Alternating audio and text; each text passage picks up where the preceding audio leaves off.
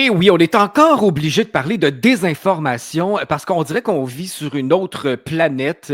Il y a le Nouveau Monde, bien sûr, à Radio Unicité, et il y a l'Ancien Monde et qui est pris dans les mêmes carcans habituels. Et puis, on a une spécialiste, en fait, une journaliste biaisée en faveur du peuple. J'adore ça, dire ça. Bonjour, Julie Lévesque, re-bienvenue à Radio Unicité. Salut Sly, contente d'être là. Eh bien, je suis content de te retrouver aussi et de savoir que tu te bats toujours pour la vérité et tu arrives en fait d'un événement qui s'appelle Niaise pas avec les faits. Ah, ça devait être sérieux, ça, cette affaire-là. C'est Tout à organisé fait. la science d'abord. C'est un collectif de scientifiques indépendants, de chercheurs, d'experts en climat, en Ben, santé. Hey, ça, c'est bref, comme ça qu'ils se définissent. tu as dû en apprendre des choses, Julie? Ben, honnêtement, ça a été 1 heure et demie de torture. Ah oui? Oui, oui, 1 heure et demie de torture. Faut mentionner, je t'ai coupé la parole, là. J'imagine que tu allais poursuivre en disant qui animait cette magnifique soirée sur la science. Ah, faut-tu vraiment parler de Barbada? Ça part bien, niaise pas avec les faits, on pense que ça va être sérieux. Animé par Barbada, là, j'ai juste le goût de rire. Ben, écoute, je vais être très honnête. J'ai eu un petit coup de cœur pour Barbada. Parce que, non, mais c'est vrai. Elle est C'est vrai. sympathique, hein?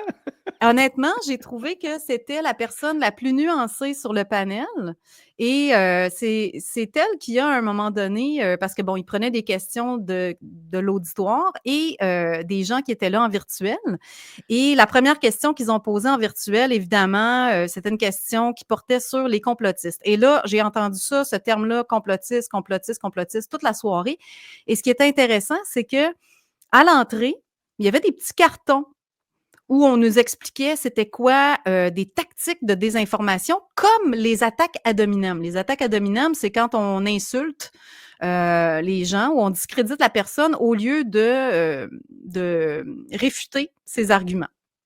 Et OK, toute la les soirée, Covidio, les touristata et tout ça, là, exactement, c'est exactement. Donc exactement ça. là, la première question en virtuel qui sont posées, moi j'étais dans la file et puis quand j'ai entendu ça, là, mon exaspération a paru. J'étais dans la file en arrière de lui, puis j'étais comme encore le maudit complotiste. Et Ils en là, reviennent pas. Barbada, hein? Ils en reviennent pas. Non, non, mais c'est leur seule défense, hein? Mhm. Et je tiens à mentionner que quand on regarde l'échelle je me rappelle plus c'est quoi le nom de l'échelle, mais l'échelle de l'argumentation, je pense que ça s'appelle. En bas, en bas, en bas là, de l'échelle, là, Mm. c'est les attaques personnelles. OK? Les insultes, etc. Donc, ces gens-là sont au plus bas niveau depuis des années. Et ben, de toute évidence, même si les gens quittent le navire et quittent les grands médias et ne croient plus aux grands médias, ben, ils se remettent pas en question et ils ne changent pas leur tactique. Donc là, quand il a dit ça, quand il a posé la question des complotistes, là, il a vu mon exaspération, hein, et c'est ça. Donc, Barbada a dit, ben écoutez, je pense qu'il faut nuancer, là. C'est pas parce que les gens se posent des questions qu'on doit les traiter de complotistes, etc. Donc, j'ai beaucoup apprécié cette intervention-là. Et j'ai eu l'occasion de discuter avec Barbada après et honnêtement, j'ai trouvé qu'elle avait beaucoup d'ouverture. Et puis, je dirais, elle m'a écoutée. Et puis, il y avait quelqu'un qui était là avec moi qui l'a cuisiné un petit peu. Et puis, elle a gardé son calme. Puis, elle nous expliquait que, écoutez, moi, j'aurais aimé ça, dans mon enfance, avoir des modèles comme le modèle que je suis en ce moment pour euh, savoir que j'étais pas seule et que c'est ça, j'étais pas anormale, si on veut. Mm. Donc, j'ai trouvé honnêtement qu'elle avait beaucoup d'ouverture, mais elle était d'un calme olympien hein, devant les attaques, je dirais, de la personne qui était là avec moi. Et puis, j'ai beaucoup d'admiration pour ça parce que moi, j'ai énormément de difficultés à garder mon calme. Et d'ailleurs, j'ai pété les plombs à la fin de la semaine. J'ai pété les plombs. Je me suis énervée parce que j'ai dénoncé le fait que, justement, qu'il y avait des attaques ad hominem puis qu'il n'y avait pas de débat puis qu'il fallait arrêter, que les médias devaient arrêter d'attaquer les gens, d'insulter les gens. Et on m'a répondu avec une insulte. Donc là, je me Ah, suis en plus, énervée. Je suis allée wow. chercher mon manteau puis je suis partie. La grande classe. Est-ce que tu as eu l'impression de t'être fait laver le cerveau pendant tout ce moment-là avec leur discours, avec ce qu'ils sont venus propager? Ben, en fait, non, parce que, je suis immunisée contre le lavage de cerveau de ce genre-là. Ça fait des années que je lutte contre ça, puis que je suis capable de le reconnaître assez facilement. Pour moi, c'était 1 heure et demie de désinformation, hein. C'est des gens qui, prétendent, connaître la désinformation alors qu'ils en font eux-mêmes constamment, hein. Mhm. Il y a même, il y avait, parmi les invités, il y avait Cynthia Dulude qui est une influenceuse qui parle de cosmétiques. J'ai compris, selon sa définition de ce qu'elle faisait, que finalement, elle est là pour, défendre, les produits, industriels contre Ah, la soi-disant désinformation, hein. Les gens qui dénoncent le fait que certains cosmétiques ont des produits dangereux, certains qui causeraient le cancer, et cetera.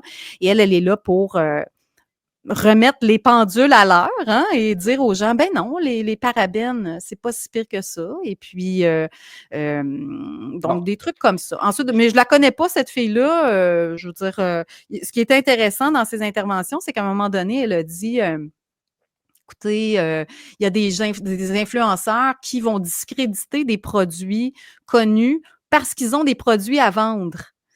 Et ça a été l'origine de ma question à la fin. Parce que moi, j'ai posé la question, j'ai dit: «Écoutez, est-ce que j'ai parlé parce qu'évidemment, ils ont parlé de la COVID et des vaccins, et cetera. Marie-Ève Carignan, qui était là aussi, qui est, celle qui a écrit, le rapport de l'UNESCO, hein, le rapport de l'UNESCO, là, la chaire, UNESCO-PREV, hein, en prévention de la radicalisation et de l'extrémisme violent, qui écrit un rapport sur le mouvement, le soi-disant mouvement conspirationniste au Québec. Hein? Un rapport qui a été, si je ne me trompe pas, je ne sais pas si c'est ce rapport-là ou un autre rapport, qui a été payé par la défense canadienne, hein, pour ficher des gens finalement. Parce que ce qu'ils font dans ce rapport-là, c'est qu'ils disent, voici les personnes qui propagent de la désinformation, voici les conspirationnistes au Québec. Donc, ils sont payés par la défense canadienne pour, moi, si je le vois comme ça, pour ficher des gens. Hein, pour que, Les discréditer et puis les faire absolument. taire, aussi leur faire peur, dans le fond. Exactement. Donc, moi, je me suis servi de cette affirmation-là de Cynthia Duluth, comme quoi il y a des gens qui discréditent, hein, des produits, connus pour vendre leurs propres produits. J'ai Mmh. posé la question, j'ai dit: «Écoutez, vous dites ça, mais en 2010, il y a, l'OMS». Oups, j'avais une petite lumière, grâce à un écran d'ordinateur. Ah voilà, c'est revenu.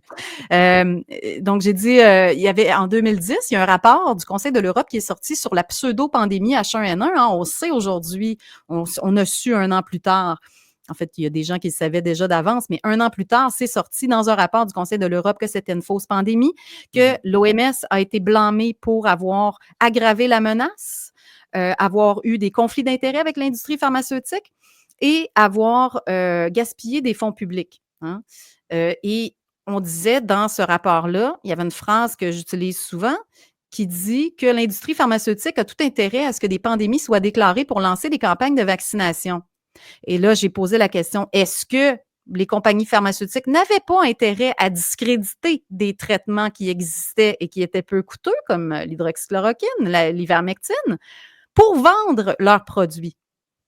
Pour moi, c'est évident, mais pour ces gens-là, non. Donc ça a été ma question à la fin. Il y avait aussi Émilie Nicolas qui est chroniqueuse, au Devoir. Ça, c'était la personne qui, selon moi, avait le discours le plus radical, vraiment un discours, de gauche, complètement, dans le narratif, hein, et qui nous sortait, tous les clichés là, des problèmes de misogynie, le danger auquel nous faisons face actuellement, le plus grand danger, c'est le complotisme d'extrême droite. Et c'est pour ça que j'ai intitulé mon article sur cette soirée-là, complotisme d'extrême droite et endoctrinement d'extrême gauche, parce que ces gens-là sont endoctrinés, OK? Moi, c'est comme ça que je le vois. Peut-être que moi-même, je suis endoctrinée, mais quand on est endoctriné, hein, on le sait pas, parce que de la minute que tu sais que tu es endoctriné, tu ne l'es plus. Mmh. Donc, et il y avait aussi Pascal Lapointe, qui est un journaliste de l'agence Science Presse, et qui est quelqu'un qui utilise constamment des sophismes, hein, qui utilise des attaques ad hominem, qui fait des hommes de paille. Hein. Je sais pas si les gens, juste pour expliquer c'est quoi un homme de paille, c'est quand tu prends un argument de ton adversaire que tu manipules un peu l'argument de ton adversaire, ou tu vas prendre l'argument le plus faible, tu vas en faire un épouvantail. Hein? Et un bon exemple de ça, c'est que quand j'ai posé la question, cette question-là sur l'OMS, justement, le rapport de l'OMS et tout, il a dit, ben écoutez, parce que j'avais dénoncé avant, j'ai dit, écoutez, vous mettez les gens en garde contre les attaques ad hominem, mais vous ne faites que ça, vous n'avez fait que ça toute la soirée, hein? Des attaques ad hominem, traiter les gens de complotistes, d'extrémistes de droite, etc., de misogynes et tout, et de climato-sceptiques. Et là, il a dit, je vais répondre à votre question là, par rapport au climat. Là, toutes les opinions ne se valent pas. On n'ira pas inviter un terre-platiste, hein, parce que je disais qu'on manquait de débat au Québec, on avait besoin de débat. Puis, Fait non, qu'ils on vont tout de n'ira pas suite à inviter. l'extrême, là. Ben, c'est ça. Je veux dire, les terres platistes, qu'est-ce que la Terre plate a à voir avec la discussion sur les changements climatiques? Ouais. Rien. OK? Et ça, Exact. c'est vraiment juste pour ne pas réfuter d'arguments et pour discréditer la personne à qui l'on parle en présentant son point de vue comme étant indéfendable. OK? C'est ça.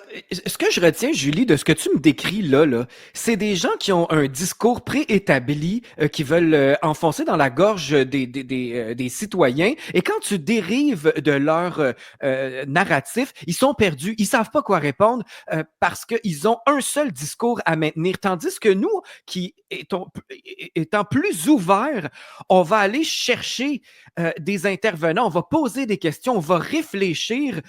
On aime ça, les débats, parce qu'on se questionne, on se remet en question. Et il n'y a pas de mal à ça. Mais eux, ils ne connaissent qu'une chose. En fait, ils ont probablement été payés pour dire la même affaire à tout le monde. Et quand tu arrives, toi, avec tes questions, ça sort de leur cadre, donc ils ne peuvent pas répondre. Et là, l'insulte devient leur seule arme. C'est très facile. Absolument. Mais je te dirais que je pense que oui, certaines personnes dans les médias sont carrément payées pour faire de la propagande et de la désinformation. Mais je te dirais que la très grande majorité des journalistes et des chroniqueurs au Québec sont complètement endoctrinés. Ils pensent réellement ce qu'ils disent. Dans le fond, ils sont de bonne foi. Ils pensent réellement qu'ils possèdent la vérité. Ils veulent bien faire. Absolument. Et la différence, je te dirais, quand tu parles de la différence entre eux et nous, on va lire les grands médias. On va lire les chroniques, on va lire les articles des grands médias et on va aller s'informer, on va comparer ça aux informations qui sont diffusées par des médias indépendants. Eux vont lire ce qui se fait de leur côté et uniquement de leur côté. Jamais ou rarement, ils vont aller écouter réellement des gens qui sont de l'autre côté, des médias indépendants. Ils vont lire ce que les grands médias disent sur les médias indépendants et ils vont répéter ça. Hein? On le voit avec, par exemple, Kennedy qui vient d'être nommé à la santé. Ah, c'est un anti-vax qui propage des théories du complot et de la désinformation sur les vaccins. Ben moi, j'aimerais bien voir des gens qui disent ça, comme Pascal Lapointe qui était là. Il n'a pas parlé de Kennedy, là, mais je sais ce qu'il en pense. J'aimerais bien voir, moi, Pascal Lapointe, être confronté, hein, avoir un débat avec Robert F. Kennedy Jr., parce que Robert F. Kennedy Jr. sait de quoi il parle. Toutes les preuves de ce qu'il dit sont sur son site web, sont dans ses livres. Jamais que ces gens-là vont aller fouiller la question et aller voir est-ce que vraiment ce qu'il dit, ça fait du sens? Est-ce que ça tient la route? Est-ce qu'il y a des preuves de ça? Parce que toutes les preuves sont là. Donc, ces gens-là vont lire ce qu'on dit ailleurs dans les grands médias sur Robert F. Kennedy, mais ils n'iront jamais lire ce que Robert F. Kennedy a écrit et les preuves qu'il a amenées. Donc, pour moi, c'est très problématique. Et toute la soirée, ils ont parlé des chambres d'écho, hein?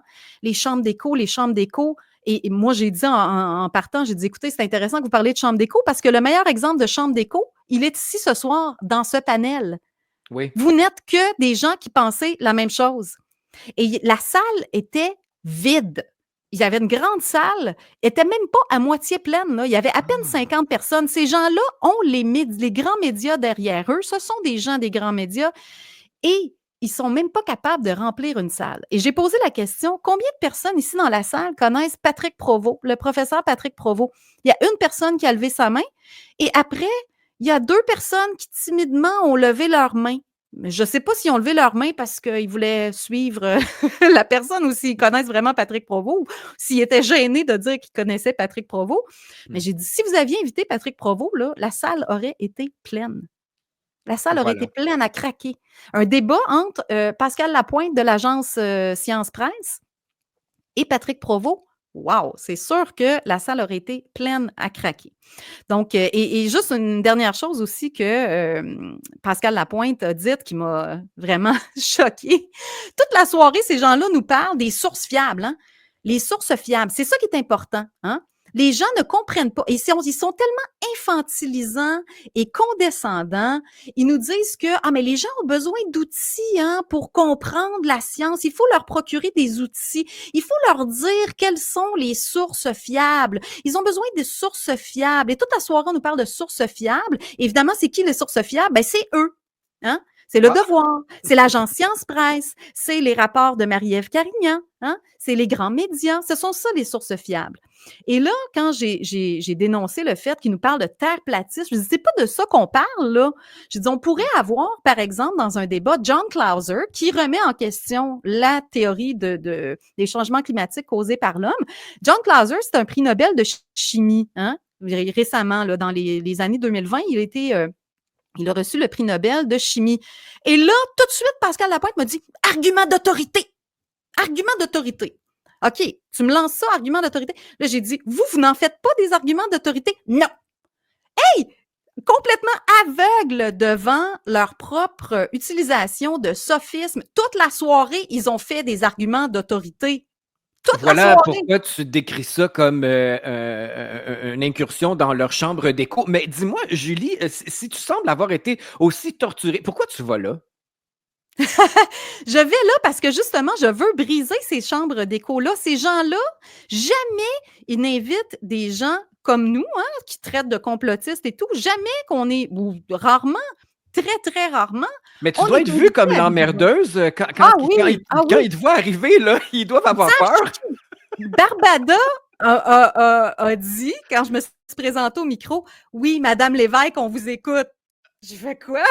Ah oui, là, t'es rendue Madame Lévesque. Hey, ça, c'est tout un prix. Ouais, je suis surprise que vous me connaissiez, mais je vais me présenter quand même. Pascal Lapointe se rappelle très bien de moi, Marie-Ève Carignan également. Donc, ces gens-là me connaissent. Et pourquoi je me présente à des événements comme ça? C'est pas parce que j'aime entendre ce que j'entends. Honnêtement, c'est très douloureux. Hein? Comme je le dis, là, c'est vraiment de la torture. Et moi, je vais là pour les confronter. Pour les confronter, pas de manière violente, mais pour réfuter leurs arguments, pour leur dire, écoutez, là, vous dites ci et ci et ça. Avez-vous pensé à telle chose? Pourquoi vous ne parlez pas de telle affaire? Je vais là pour, justement, briser leur chambre d'écho parce qu'ils n'entendent jamais des gens comme nous. On est présentés comme des édentés, sans culture, qui n'ont pas d'éducation. Voilà. Et moi, je me rappelle, je donne souvent cet exemple-là, j'avais rencontré au plus fort de la crise quelqu'un qui promenait son chien dehors et on a commencé à parler de ça, puis c'est un avocat, le gars. Et là, on parle de ça, puis là, il m'a demandé, je lui dis de quel côté je suis, etc. Et là, il me regarde, il me dit, mais mon Dieu, t'es éloquente. Dans sa tête à lui, les personnes qui remettaient en question le discours covidien, c'était des édentés sans éducation qui n'étaient pas capables de faire des phrases claires. Donc, c'est l'image qu'on présente de nous. Et moi, quand je me présente dans des événements comme ça, bon, je suis quand même capable de poser des questions intelligentes et puis de les confronter. Donc, je pense que c'est important. C'est important pour les gens dans la salle de voir ça. C'est important pour les gens dans la salle qui sont complètement endoctrinés, eux aussi, d'entendre un autre point de vue, qui n'entendent jamais, parce que ces gens-là ne vont pas sur les médias indépendants. Ils lisent dans le journal ce que sont les médias indépendants, mais jamais qu'ils vont aller les écouter. Donc, est-ce que tu étais la seule journaliste indépendante qui avait un discours contraire à eux? Ben oui, je veux dire, en fait, il y a une dame qui a posé une question avant moi, une dame assez âgée, qui a dit, écoutez, c'est normal, je pense qu'on se pose des questions sur la science, puis elle a parlé de la thalidomide, des scandales qui ont eu lieu. C'est OK. normal que les gens se posent des questions. Et il y a une chose dont ces gens-là ne parlent jamais, c'est les conflits d'intérêts. Les conflits d'intérêts entre l'industrie pharmaceutique et les agences de réglementation. La capture réglementaire, hein, le fait que nos agences, nos institutions publiques sont complètement capturées par l'industrie pharmaceutique, le fait que les revues médicales sont financées par l'industrie pharmaceutique, le fait que la recherche universitaire est financée par l'industrie pharmaceutique, on a un gros problème de conflit d'intérêts et ils n'en parlent jamais. Donc, c'est important justement de soulever ces questions-là dans des événements comme ça. Et je me présente là pourquoi? Parce que ces gens-là ne m'inviteront jamais sur leur plateau. Si ça se fait un jour, ben Colin, je pense que je vais regarder les poules à mon chum s'ils ont des dents parce que honnêtement, je ne vois pas le jour où ils vont faire l'effort d'avoir un débat honnête. Et moi, ce qui m'a choqué, ce qui me choque souvent dans ces événements-là, quand je pose des questions, c'est le manque d'honnêteté intellectuelle. Et je trouve que Pascal Lapointe a fait preuve d'un manque total d'honnêteté intellectuelle en ne répondant pas à mes questions et en parlant de terre platiste et en me garochant des soi-disant, en m'accusant de faire des sophismes qu'il fait lui-même. Donc, voilà. Effet miroir. Ouais, exactement. Je trouve ça très drôle, justement, qu'ils se croient eux-mêmes et qu'il n'y ait pas de place à une ouverture, à du questionnement, parce que en ce moment, là, Julie, tout semble de plus en plus évident. Tout le monde tombe malade. Il n'y a pas d'explication. Il y a des morts inexplicables. Le taux de mortalité est en hausse. Personne ne se pose de questions. Ça, c'est pas normal. Ben non. C'est vraiment hallucinant et ça fait peur que les gens se posent pas de questions puis que ils saluent les gens décédés. Ah ben c'est dommage, mes sympathies. Puis mais comment ça se fait qu'il y a autant de mortalité en ce moment? Ils ont des œillères et Complètement. je pense que tu fais bien ton travail d'aller te pointer là où tu n'es pas invité, pas attendu et puis que tu sèmes la controverse parce que à un moment donné, peut-être que ces gens-là vont retourner chez eux, puis tu vas avoir semé une petite graine dans leur esprit. Et peut-être que ça va donner comme Barbada. En fait, Barbada, je la connais pas personnellement, mais je connais d'autres drag queens. J'ai travaillé avec des drag queens et moi, je suis vraiment déçu de voir que on les met toutes dans le même panier maintenant à cause d'un agenda très précis de Mhm. wokisme, surtout sur la communauté LGBT. Moi, ça me préoccupe parce que c'est ma communauté et ils Ben sont oui. en train de la détruire. Ouais. Je me fais traiter moi-même d'homophobe quand je souligne que c'est un plan woke et pourtant, s'il y a quelqu'un qui n'est pas homophobe, c'est bien moi. J'ai travaillé avec des drag queens, je les ai fait briller. Avec ma maison de disques, avec des spectacles, et je les adore, je les trouve vraiment divertissantes, sauf que Ben moi aussi. ils ont leur place, leur moment. Bon, là, on ne sait pas pourquoi c'était Barbada qui animait cette soirée-là. Elle a été sûrement placée là parce que ça fait partie de l'agenda aussi. Mais c'est quand même intéressant que tu aies noté son ouverture d'esprit parce que c'est un professeur, hein, ce Mhm. gars-là, là, dans la vraie vie de tous les jours. Là, Ouais. il ne fait pas que se maquiller. Donc, je pense que il a de l'éducation, il sait faire la part des choses, mais Mhm. malheureusement, c'est lui qui a écopé le plus je trouve, de ce plan machiavélique parce que c'est lui qui va lire des contes aux enfants. Et c'est Ouais. pas Rita Baga, c'est pas Mona de Grenoble, même si je la trouve très vulgaire, cette femme-là. Dans le fond, je trouve que Mona de Grenoble, c'est le penchant drag queen de Mike Ward. Mike Ward Oui. qui est très violent, qui est très cru. Ben, Mona de Grenoble, elle sacre à toutes les phrases. Puis, ben, c'est son personnage coloré. Mais moi, j'ai Par contre, aucun elle ne problème lit avec pas. ça. Elle ne lit pas de contes aux enfants. Ce n'est que Barbada qui fait ça ici au Québec et c'est Mm. elle qui écope le plus parce que ça, on s'entend que ça venait du gouvernement, ce plan-là, Mm. ultra subventionné pour mélanger les jeunes enfants quant à leur identité sexuelle et leur identité de genre aussi. Mais Ouais. derrière ce personnage-là se cache quelqu'un qui a de l'éducation, puis tu viens d'en faire mention. Mais moi, j'aimerais vraiment, ça m'a donné envie d'animer un débat justement sur ce mouvement-là de transgenrisme avec justement Barbada et peut-être Mona de Grenoble même. Moi, Ben, j'ai aucun. ça Mais moi, m'intéresse, j'aimerais Julie. avoir justement un débat avec des drags et des parents qui sont préoccupés par ce phénomène-là. Et ce que je trouve dommage, c'est que dans les médias, on, ne on traite les gens de transphobes parce qu'ils sont contre l'heure du compte, alors que, je veux dire, il y a plusieurs années, il n'y avait pas un problème de transphobie. Juste avant qu'on mêle les enfants, Mhm. qu'on mélange enfants et drag queen, on n'entendait jamais de parler de problème de transphobie. Il n'y avait pas de manifestation devant le bar L'Entrepôt dans le village gay, hein? Je veux dire, C'est vrai. je pense que on présente le point de vue des gens qui sont contre l'heure du compte comme étant des transphobes, alors que ces gens-là n'ont aucun problème avec les drag queens. Ils ont un problème avec le fait que des drag queens présentent un agenda de transgenrisme aux enfants. C'est le mélange drag queen enfant qui les dérange. Ces gens-là Ouais. ne sont pas transphobes, ils sont pas dragophobes, là. As-tu Donc, envie d'organiser ça avec moi, Julie? Parce que moi, je prends ça à cœur et la plupart des drag queens sont mes amis. J'ai travaillé avec Rita Baga, je connais mmh très bien Mado Lamotte. J'ai fait des spectacles avec mes artistes à son cabaret, le cabaret Mado, qui est très oui, connu. Moi, j'ai envie de les appeler et de faire un débat là-dessus. Et même, hey, Julie, en 2025, on est presque arrivé en 2025, je veux organiser des conférences avec Radio Unicité, présentées par Radio Unicité. mmh Et je te vois aller, je te trouve très rigoureuse dans ce que tu fais. Et ça me tente de produire quelque chose avec toi, surtout pour la communauté LGBT, démystifier tout ça et avoir un discours avec ces gens-là.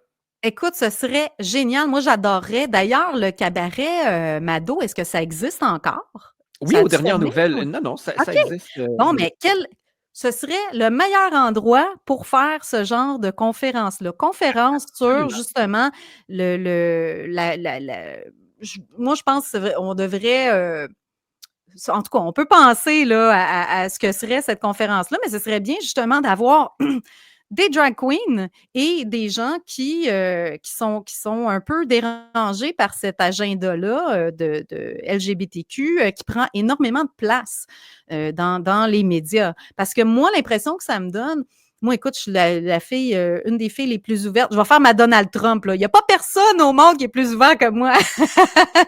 Je je dis ça en blague, évidemment. Mais moi, je suis très, très ouverte. J'ai absolument rien contre. Je veux dire, pour moi, là, ton identité de genre, ton identité sexuelle, peu importe avec qui tu couches, c'est tes affaires. J'ai pas Écoute, d'affaires à mêler de ça. Habille-toi comme tu veux, je m'en fous. C'est pas de mes affaires.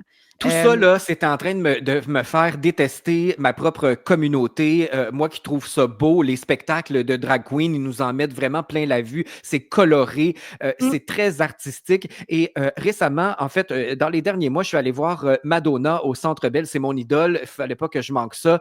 Et en première partie, il y avait Bob de Drag Queen et je me suis dit, oh my God, je pensais que ça faisait partie du plan, puis je pensais que c'était pour nous laver le cerveau, etc. mm. Mais c'était extraordinaire. C'était un bel hommage à Madonna que Bob de Wow. Drag Queen a fait. C'était spectaculaire. C'est une des drag queens les plus populaires au monde et son numéro était vraiment solide, bien présenté et ça m'a comme réconcilié parce que ça me faisait penser aux soirées que j'avais au Cabaret Mado où je voyais des gens se maquiller eux-mêmes, se costumer et en plus, ce sont eux qui faisaient leurs costumes. Là. C'est la plupart du Wow. temps, les drag queens sont de bons couturiers. Ils font des répliques de costumes de Madonna, justement, Kylie Minogue, de Cher, etc. Mhm. Alors, ils ont énormément de talent et j'aimais ce talent-là qu'ils nous présentaient. Et là, aujourd'hui, ben, ils sont en train de foutre le bordel dans la communauté LGBT. Il n'y a jamais eu autant de manifestations anti-LGBT. Et là, je précise, ils ne sont même pas anti-LGBT, ils sont anti-plan. agenda, en fait, pour Ouais, le transhumanisme, mélanger tout le monde avec leur identité de genre et identité sexuelle. Bref, vraiment. tu vois comment je me laisse emporter par ça. On Ouais. devrait faire un segment là-dessus, puis les inviter ou justement lancer Une conférence une là-dessus, ce serait conférence. extraordinaire, Ouais, justement avec Barbada et Mona de Grenoble, parce que je pense que, tu sais, je veux dire, avec les propos que Mona de Grenoble a tenus, hein, les maudits complotistes, je les tuerais toutes à coups d'âge, ce serait quelque chose qui serait jamais accepté si quelqu'un de notre côté disait ça. Les maudits drag queens, je les tuerais toutes à coups d'âge. Écoute, on se tu as bien ferait raison. sûrement Tu as bien sûrement que raison. la police viendrait cogner à ta porte assez rapidement pour dire que tu as fait de la propagande haineuse et de l'incitation à la violence. Exactement. Donc mais Elle se moi, ça me défend vient avec son personnage, hein, by the way. Elle se défend en disant que c'est de l'humour et ben puis oui, qu'il faut mais pas la dénaturer de son contexte. mais justement, mais tu vois, c'est exactement ce que la décision de Mike Ward a permis.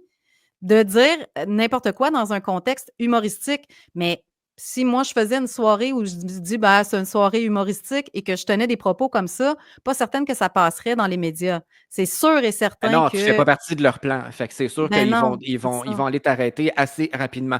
Julie, c'est toujours un plaisir de te parler. On devrait faire ça plus souvent parce que j'ai trop de choses à te dire, puis ça fait du bien d'avoir de tes nouvelles et surtout, je le répète, de savoir que tu te bats toujours pour la vérité. Ben, qu'est-ce que la vérité? Dans le fond, tu veux juste montrer qu'il y a deux côtés à la médaille et tu fais très, très bien ton travail. On continue d'encourager Julie Lévesque et de lire son blog sur son site internet tribunal de l'info.com, info AUX à la fin, bien important. Tu as une belle chanson pour terminer notre entretien, Julie? Hey, oui, écoute, je suis allée voir un spectacle, la semaine, cette semaine, dans le fond, je suis allée voir Avril Jensen. Hmm. J'ai adoré. Elle a une voix de velours. J'aime sa musique. Il y a pas une chanson que j'ai trouvée plate. J'ai vraiment passé une soirée extraordinaire. Donc, j'invite les gens à écouter son dernier album. J'ai oublié le nom de l'album, mais la pièce que je veux faire entendre, c'est une pièce qui est bilingue. La plupart de ses chansons sont en anglais. Elle a un son un peu Billie Eilish. Moi, je trouve vraiment là, elle a vraiment du talent. Elle est toute jeune. Elle a, je pense, 22 ans.